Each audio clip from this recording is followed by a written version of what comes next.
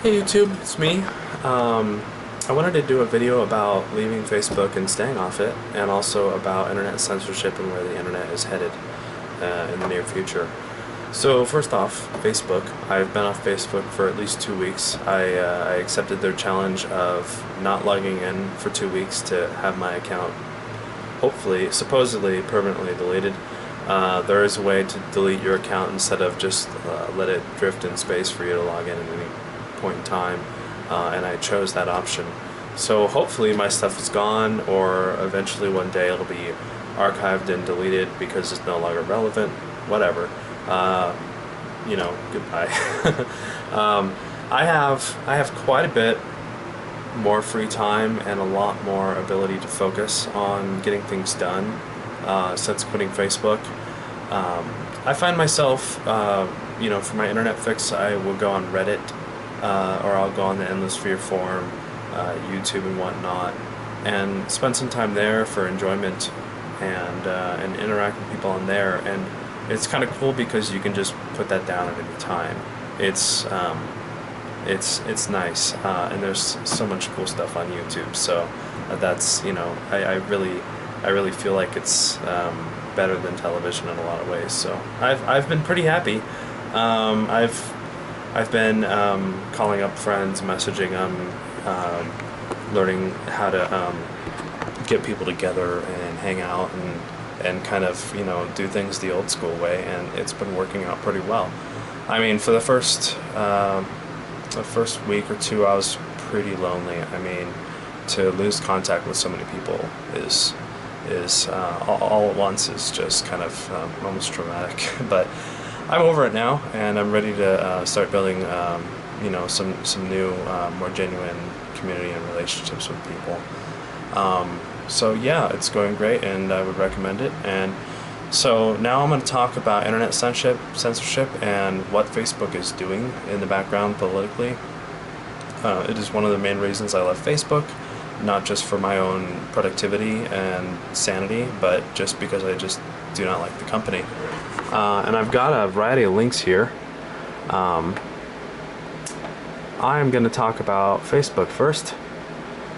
There is their little political lobbying organization here. And I was looking through their site, and I noticed there's a Rothschild here. That's interesting. Is he of the Rothschild family? I don't know. Famous, Baker cartel family there. We've got, some big dudes here. I've not heard of these guys. But I looked into that a little bit more. And, this is admittedly a pretty counterculture website. You can kind of take this for what you want. But Jeff Rothschild was brought in by the CIA to help Mark Zuckerberg maximize high performance at a massive scale for CIA-funded Facebook, which I'm not sure is true or not, but whatever. The reality was that he brought on board and was given a $600 million share of Facebook in order to maximize the efficiency of the Palantir software being used by the U.S. military in synchronization with Facebook to censor large publics. Yeah, you can look into this stuff. I don't know how valid these claims are. I haven't researched them, but here is the URL for that. And I kind of did a little bit of research on who owns Facebook. Zuckerberg's there at the top with the highest stake. Here is a venture capital firm. I don't know that guy. I don't know that guy. I don't know these people. Peter Thiel. Oh, he's a huge investor dude. Microsoft somehow has a stake in it. Another venture capital firm. Goldman Sachs. Yep. There's Jeff Rothschild.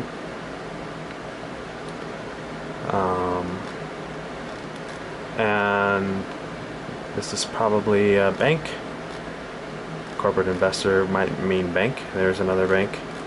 Mark Andreessen I think he was a Mozilla guy, Netscape guy. Here's another. Here's some more banks and whatnot. More banks. More banks. Yeah, so there's a lot of money behind this company, and I would say Goldman Sachs is probably not someone you want to get in bed with. And this is what they're doing with their free capital. They're earning off you while you use the site. They're politically lobbying against tech workers, actually, so that they can get more H-1Bs, so they can hire cheaper labor and get the software industry to basically kind of go the way of Walmart, where everything's made in China. They figure the software industry is so big now, they want to reduce their labor costs and make more money. So they want Indians and Chinese and whatnot. So this is really what their immigration reform is about, and entrepreneur visa. See that? So yeah, that's kind of a problem for people who want to work in the high tech industry, like such as myself, where the wages are going to be depressed by opening up more and more H-1B passes to go work.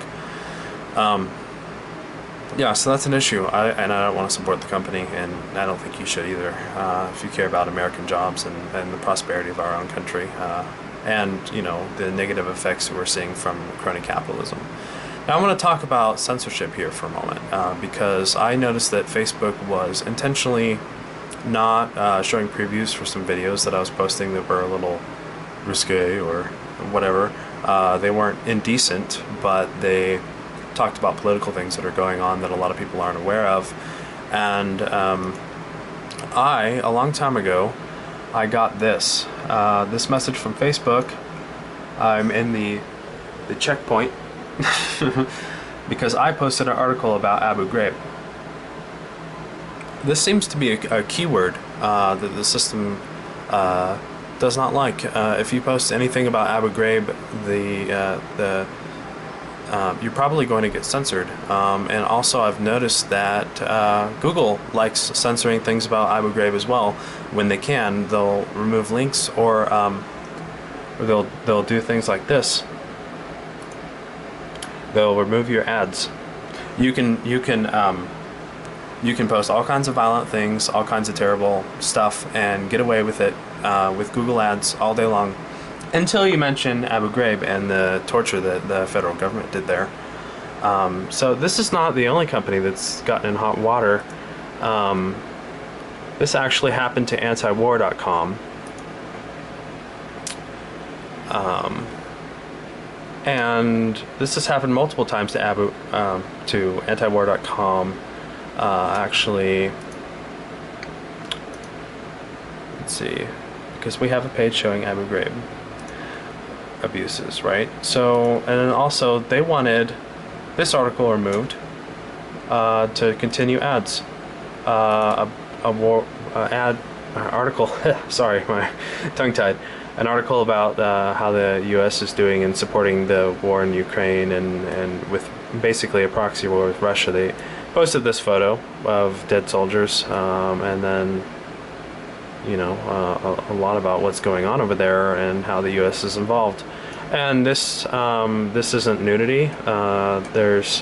There's no violence going on. I mean, violence has gone on, but this is what our government has done. They're not promoting violence. They're against violence, since they're antiwar.com, right? And they got in trouble for this as well. So that's a little troubling. This is the one that I got censored for. And yes, there's a bit of nudity there, but there's no genitals showing or anything. And the article is really based on what the torture that the Bush regime did. So I actually had my Facebook account screwed up over that. Another thing that I got dinged for when I tried to post it was this video, All Wars Are Bankers' Wars. And notice that big banks are, heavily embedded with Facebook. I could not actually find a link to post this. So what I did was I put the URL in an image and posted it. And I found that rather disturbing. There's genuinely some censorship going on the internet right now, because and it's not the federal government directly doing it, because we have Facebook and Google controlling so much of the internet and having a monopoly over things like ads and sort of content aggregation. The government is probably telling Facebook what to censor, and basically Facebook and Google are doing the dirty work. I mean, why would Facebook want to censor politically sensitive things? If posting controversial things gets a lot of ad revenue for them and a lot of likes and for you, and makes the site more engaging to use, I mean, it would mean money to them, right? So something's definitely going on with Facebook. I haven't put the entire picture before, but in the libertarian and anarchist community, we have noticed a lot of censorship and pages just suddenly disappearing off Facebook for no reason, no explanation, no recourse. And so that's a bit odd. Even the page Being Liberal, the very pro-Democrat kind of page, got screwed with by Facebook, which I found quite strange. But Facebook is generally run by the right side of things. Mark Zuckerberg is very much a rightist. So I don't know. I don't know what's going on there. All I know is that I don't want to be involved. I don't want to contribute to this company. So I'm going to talk about where the internet is headed, and I'm going to use the radio communication medium as a analog for that. As you know, and when you turn on FM radio, you're going to hear basically just really crappy commercial stations that are full of ads. And since like one or two companies own all these, they synchronize their ads so you can keep flipping, and it's rare that you're going to find a station that doesn't have an ad playing. And they all play the same 20 songs over and over all day long, because they've not only got high licensing fees from the FCC, they've also want to make the most money, and they also have to pay the record companies, which are also pretty evil, licensing fees. So what they do is they play a limited amount of music and ads, and it's just FM is just completely dead in my world. But it wasn't always that way. FM, AM, ham radio used to be a free medium. Anyone can go broadcast. It didn't cost anything to do it other than the equipment. You can play whatever you wanted. And government was threatened by this severely in the 1910s and the 1920s, because more and more people were communicating through this medium freely. It sound like the internet? Kind of does. I mean, it's not a two-way medium, but it's what they had back then, because they didn't have television. You had books, you could get together in person, but a radio was a very convenient medium. It was kind of like what the internet is today. And I was looking about into the history of radio and how it became regulated to the point where it was so expensive to start a channel that there are very few, and the few that are out there really suck. What happened was, in 1912, due to the Radio Act, the federal government said, you know what, you need to license through us, and just so that the band isn't so full and crowded, and then we'll let you use your radio transmission equipment. Otherwise, we'll seize your, you'll seize your equipment and take your station down. So that's pretty bad. This has happened in 1927, the Radio Act of 1927. You see that, Federal Radio Commission. What they said was that the result was many people perceived the airwaves suffered from chaos, with too many stations trying to be heard on too few frequencies. Which, FM they've given us a very short band. I mean, 20 megahertz from 87 to 108 megahertz. I mean, it's a very short band. It could be expanded, and that could fix the problem of the band being crowded. But that's not what they wanted to do. What they wanted to do was control information. And others believe the government simply wanted to control content. Initially, the only 2 frequencies were available for broadcasting, with one of these being reserved for crop reports and weather forecasts. So they had 2 stations going on instead of this free information. They just completely squashed it. Yeah. So, yeah, if you want, read this. Another bit of it is that they said during wars that they can shut down the entire radio spectrum if they want to, and this is something that communist and fascist governments are big fans of doing. And also, recently Obama gave himself the power to do that with the internet as well. He said, I can shut this entire thing down if we're in a war or there's a sensitive thing going on, and that's a bit worrying. Basically is saying I have control over this entire medium now, and this is a privilege and not a right. And things always start out as rights and then they become privileges, right?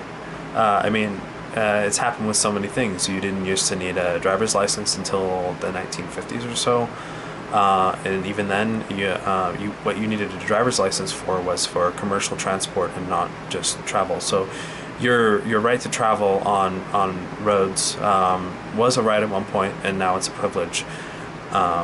So this is what happened with the radio a long time ago, and I feel that this is eventually going to happen with the internet. All signs are pointing to it. As a server administrator, I find that the requirements for getting a website up and running become more and more difficult by the year. This is usually, some of this has to do with increasing security, and the other part of it is seems a bit bureaucratic.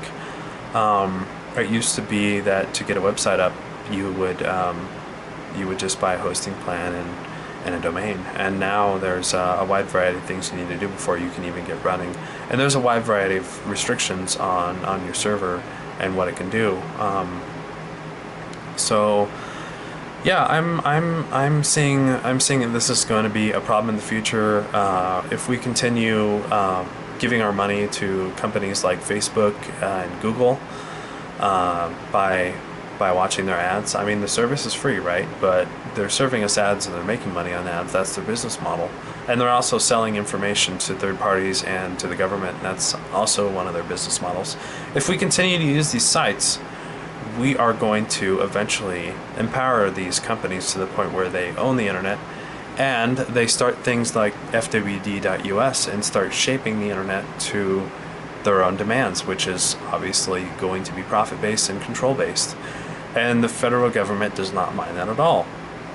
I think it's kind of funny that Google has a near monopoly on ads these days. And a long time ago, when the computer industry was very new, I don't know if you remember, Microsoft got dinged for including Internet Explorer in their operating system. I think it was Windows 95 or Windows 98, but it was labeled as an anti-competitive practice, and the federal government wanted to crack down on them for that. Well, Google Ads, Facebook, you know, they're technically doing anti-competitive practices these days, and they're getting away with it.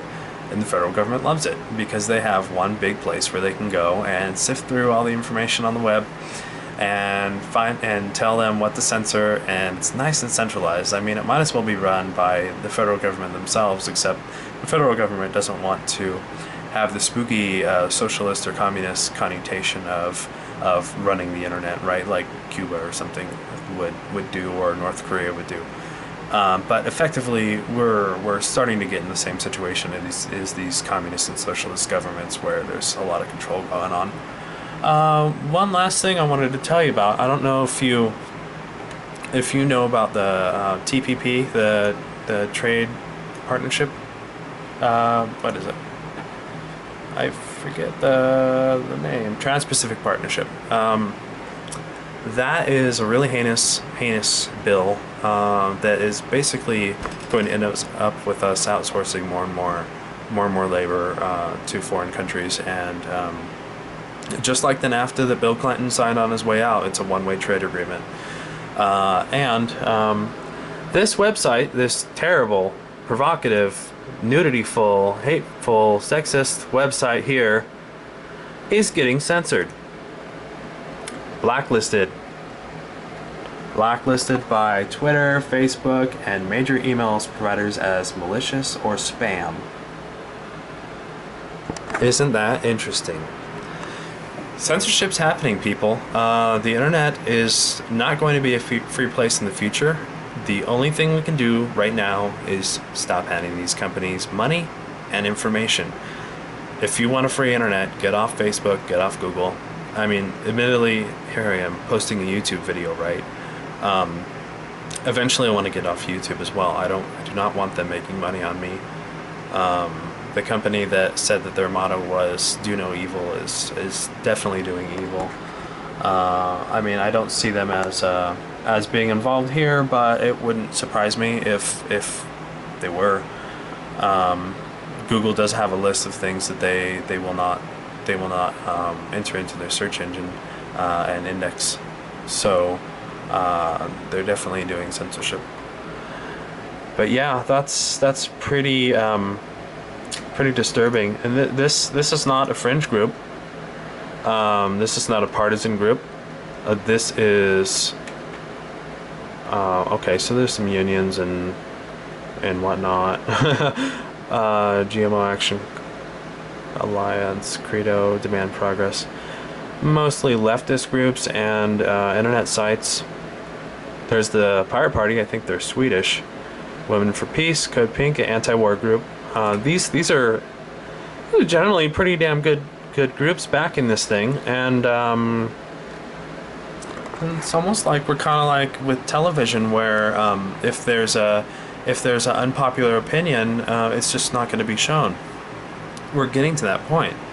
I mean, stop using these sites. They're hiding things from you, and they're siphoning off of you for evil. Other than that, I mean, I'm sure a lot of people aren't going to listen to what I say or catch up on what's actually happening in the background. We're going to need another communication medium in due time if the internet continues to degrade at this rate. So, yeah. I'm a bit worried for the internet, basically, and you should be too, and I'm hoping to prompt you to do something about it within your means. One of the things we can do about freedom to communicate would be to open up darknets. You could buy something like a Raspberry Pi or a little Intel box the size of a cigarette pack, you know, those mini computer things, and attach a Wi-Fi unit to it and load your own OS and start your own web server. And eventually there will be a way to link these little boxes together, and we'll have our own wireless G spectrum going on, where these boxes are interconnected and they can form their own wireless internet. You know, it would take quite a bit to jam that work up, especially when the band's quite crowded. The FCC would probably have a problem with it eventually, but I could see that it could be done for a while. You could also run your own fiber lines. There was this small city in rural England, I think. The government would not set up their own internet there, and they just decided, screw it, we're just going to run our own, and they just ran a fiber line through the ground, and now they have like 100,000 trillion megabit per second internet at the cost of a fiber line and a connection to a backbone provider. In their little probably community of 200 people has internet that is faster than anything that I can buy or you can buy, unless you live maybe in like Japan or something, and it costs less. So these things are possible, but we just need to stop trading the convenience of these websites and go to the side of liberty of freedom of speech. We're not going to get freedom of speech on these big consolidated websites. That's just not going to happen. Not when you have a government that will literally shut down all of the radio stations and do the same thing with TV in the past, and then start licensing and charging outrageous fees. And not when you live in a government that will continue to censor the new medium, the internet. As long as you live under this government, you're going to be under this pressure, and there's going to be no escape. So, hope I've informed you. Go do your research, see if what I'm saying is true on your own. Don't take my words literally. Go look into it, read up about it, and see if you want to do something about it. And I hope you do, and I hope I've informed you. So anyway, I'll get back to doing e-bike videos in a short period of time. I've got a big new motor that I'm really excited about, and I've also been digging on a lot of RV living blogs. So I am interested in building things that are compact, that fit into an RV where you can live a comfortable lifestyle, me and my wife. So that will be part of the focus of this channel in the future, and then I'll also talk about aquaponics. I don't want to talk about politics too much, but I figured I would just do a video on the internet because it's kind of relevant. I've become less and less interested in politics over time because I know which way they're going, and nothing really shocks me. You can read George Orwell's Animal Farm or 1984 and know exactly what's going to happen. I mean, they're playing off George Orwell's rule book at this point. So yeah, you don't really have to pay too much attention to them if you know what's eventually going to happen. And for me, my goal is to drop out of the system as much as possible, and I think we should all be doing that, Henry David Thoreau style. But yeah, I'm gonna shut up about politics for a while and get back to building cool stuff. So see you next time.